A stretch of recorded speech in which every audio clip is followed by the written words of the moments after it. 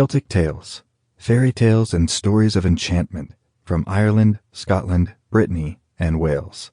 Written by Kate Forrester, narrated by Levi Todd. The Clumsy Beauty and Her Aunts. There was once a poor widow with a daughter named Ursula, who was as beautiful as a spring day, but as clumsy as could be. The poor mother was the most industrious person in the town, and was a particularly good hand at the spinning wheel. It was her greatest wish that her daughter should be as handy as herself, so that she would find a good husband. But any work Ursula touched seemed to tangle or break in her fingers at once. One morning things were very bad, for Ursula had tried her hand at spinning once again, and once again had tangled the thread.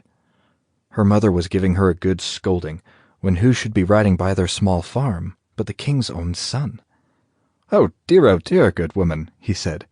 "You must have a very bad child to make you scold so terribly. Sure, it can't be this handsome girl who's vexed you." Now the widow knew the prince was in need of a wife, and she quickly devised a plan. "Oh, please, your majesty, not at all," she said. "I was only checking her for working herself too much. Would your majesty believe it?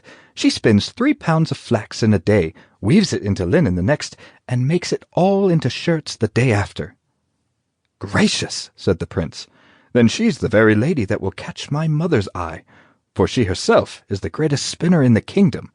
Will you fetch your daughter's bonnet and cloak, please, madam, and set her behind me on my horse? Why, my mother will be so delighted with her that perhaps she will allow us to marry within the week. That is, of course, if the young lady herself is agreeable." Well, the woman bundled Ursula into her bonnet and cloak, and set her off with the prince before the girl could even protest.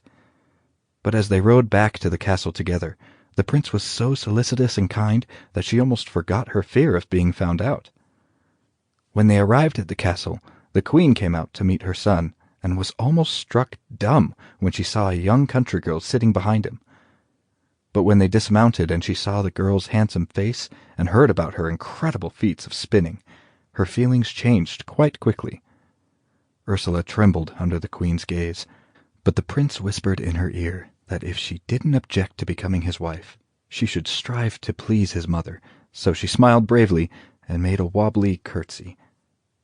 That evening they all dined together, and the prince and Ursula were getting fonder and fonder of one another. But the thought of spinning still sent a chill to her heart. And sure enough, after they had feasted, the queen led Ursula to a beautiful bedroom, pointed to a heap of fine flax in the corner, and said, "You may begin as soon—" Sample complete. Ready to continue?